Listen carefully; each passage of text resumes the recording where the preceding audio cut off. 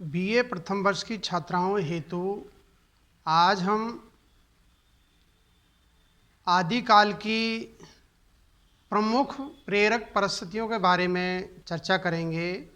हमारा विशेष फोकस आदिकाल की प्रेरक परिस्थितियाँ या तत्कालीन वातावरण, परिवेश, उस समय की जो स्थिति है, तत्कालीन जो सिचुएशन है, कंडीशन है, उसका आज हम विस्तृत रूप से उस पर हम विवेचन विश्लेषण करेंगे। बीए प्रथम वर्ष की छात्राएं प्रस्तुत वीडियो को ध्यान से देखें और सुनें।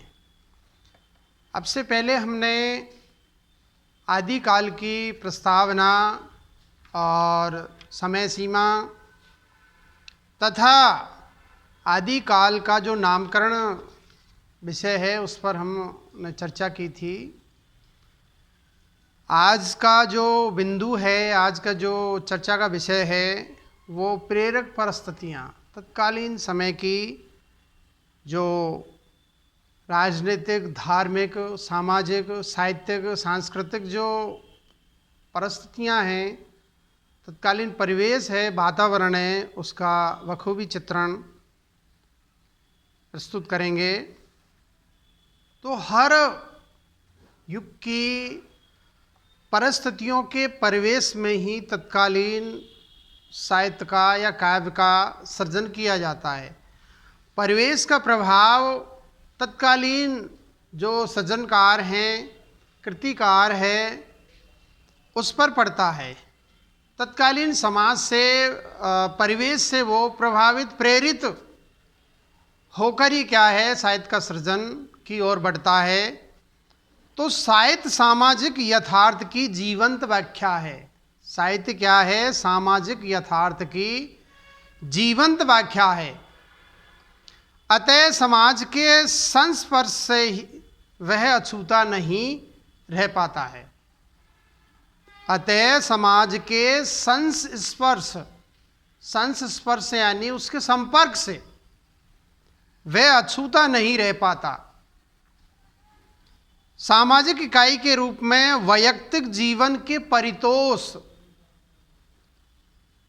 व्यक्ति के सामाजिक परिवेश,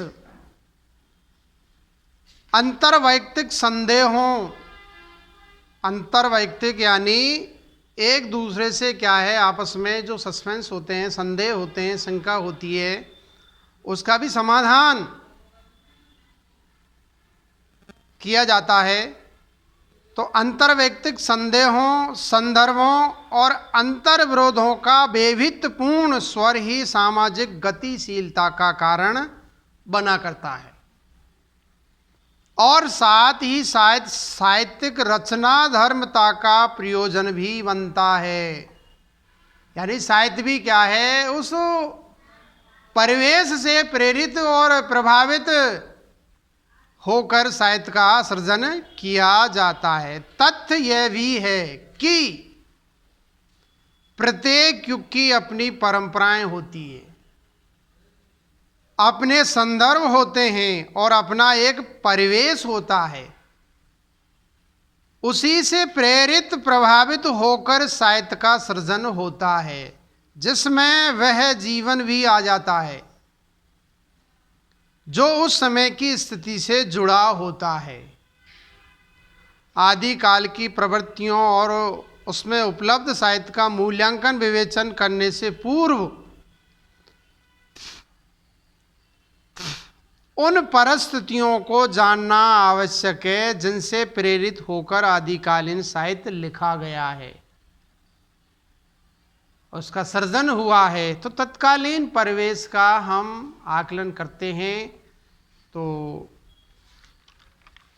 पहली जो परिस्थिति है या परिवेश है, वो है राजनीतिक परिस्थितियाँ। तत्कालीन समय का राजनीतिक परिवेश या परिस्थिति किस प्रकार की थी, उसको हम देखते हैं। आदिकालीन साहित्य की राजनीतिक परिस्थितियों की पृष्ठभूमि में बहुत सी बातें हैं। इसमें हर्षवर्धन के अंत की कहानी भी शामिल है। थानेश्वर का जो शासक था हर्षवर्धन, वो भी शामिल है। साथ ही साथ यवनों द्वारा किए गए आक्रमण, विदेशियों द्वारा किए गए आक्रमण, उनके सत्ता के लिए किए गए उपायों, प्रयासों और हिंदू सत्ता के ह्रास आदि की स्थितियां भी सम्मिलित है कि किस प्रकार से हिंदू सत्ता का पतन हुआ, उसका ह्रास हुआ और विदेशियों ने क्या है तत्कालीन परिवेश को किस प्रकार से क्या है अपने अधीन ले लिया। कहने का तात्पर्य यह है कि राजनीतिक परिवेश बदला हुआ था, उसमें विश्वास था, हिंदू राजाओं में सामंजस्य नहीं था, एक दूसरे पर क्या है वो आक्रमण करते रहते थे। राजपूत वीर तो थे, इसमें कोई दोहराया नहीं है कि राजपूत वीर नहीं थे, वीर तो थे, किंतु समन्वय के अभाव में, कॉम्बिनेशन के अभाव में, आपसी तारतम्य के अभाव में एकजुट नहीं हो पाते थे। उनका पारस्परिक विद्वेष और आपसी फूट विदेशी शक्तियों को पैर जमाने के लिए आमंत्रित कर रही थी। संघर्ष बढ़ता जा रहा था, दिनों दिन क्या है संघर्ष बढ़ रहा था। परिणाम स्वरूप देश में न केवल अव्यवस्था बढ़ती जा रही थी अपितु अराजकता, गृह कलह, विद्रोह के स्वर भी सर्वत्र सुने जा सकते हैं। आक्रमण करने और युद्ध करने की स्थितियां चरमोत्कर्ष पर पहुंच गई थी। परिणाम यह निकला कि 8वीं शताब्दी से 15वीं शताब्दी तक, 8वीं शताब्दी से लेकर के 15वीं शताब्दी तक यवनों, तुर्कों, अरबों एवं मुगलों के लगातार आक्रमण होते रहे, जिसे सामाजिक अशांत हो गया।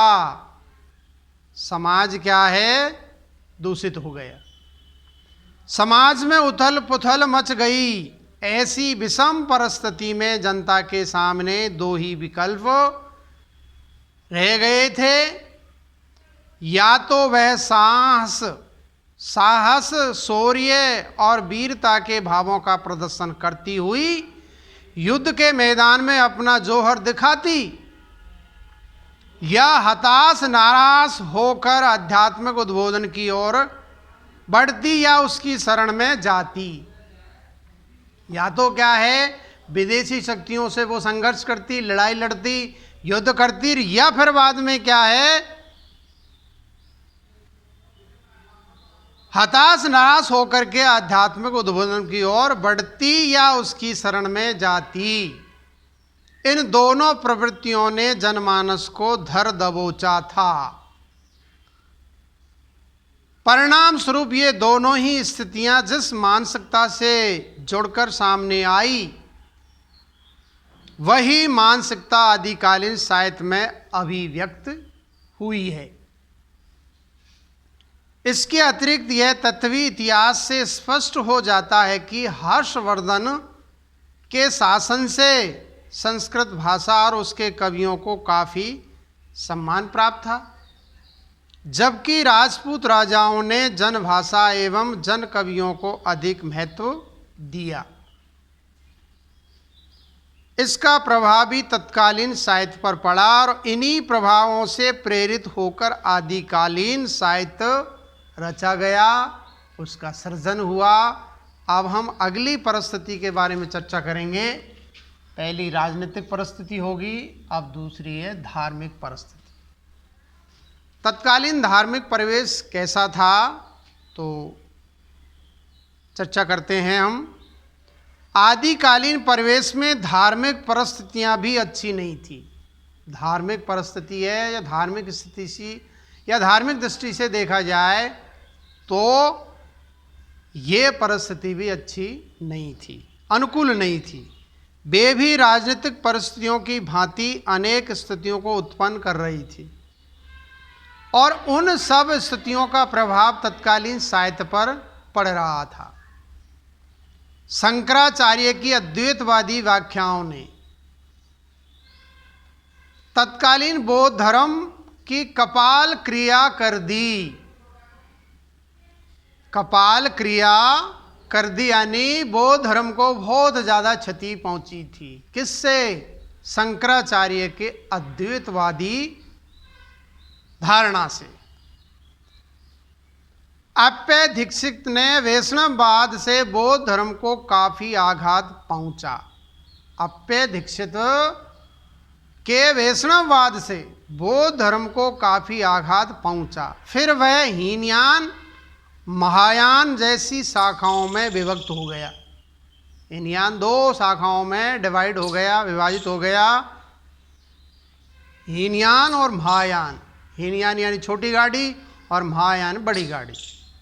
हीनयान वाले जो हैं वो क्या है, बौद्ध धर्म के मूल सिद्धांतों को मानते थे, और महायान ने क्या है तत्कालीन परिवेश से प्रेरित होकर के उसमें क्या है कुछ सुधार हो गया था, कुछ उसमें क्या है उदारता आ गई थी।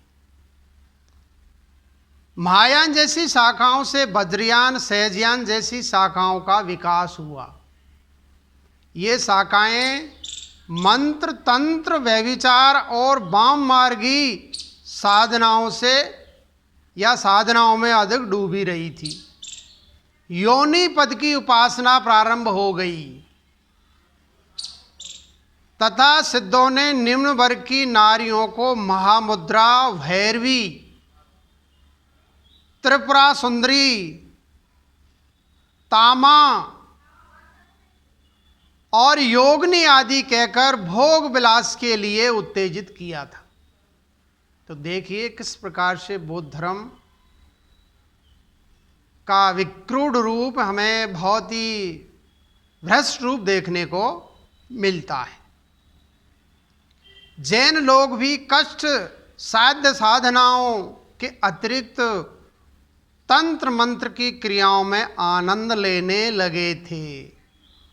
सगुण भक्ति साधना और अवतारवादियों में वल्लभ, चैतन्य और निम्बार्क आदि संप्रदायों में भी कृच्छ साधना पर बल दिया जाता था। इन संप्रदायों के अतिरिक्त दक्षिण भारत में रामानंदाचार्य और रामानुजाचार्य आदि ने भी भक्ति का विकास कर उत्तर भारत में इसका प्रचार प्रसार किया, जिसका प्रभाव समस्त भक्ति काल के साहित्य पर पड़ा और समस्त उत्तरी भारत इससे प्रभावित हो गया। और कहा भी है कि भक्ति द्रविड़ में उपजी, लाए रामानंद, प्रकट किया कबीर ने 7 दीप नवखंड। भक्ति का जो श्रोता है या उद्भव है, कहाँ हुई भक्ति? दक्षिण भारत में। और दक्षिण भारत में कौन कौन हुए थे? रामानंद और रामानुजाचार्य। इन्होंने क्या है भक्ति का उद्भव और उसको क्या है उत्पन्न करने का काम किया था। और कबीर ने क्या है प्रकट किया, कबीर ने 7 दीप नवखंड यानी चारों तरफ संपूर्ण भारत में और संपूर्ण विश्व में क्या है भक्ति का प्रचार प्रसार किया।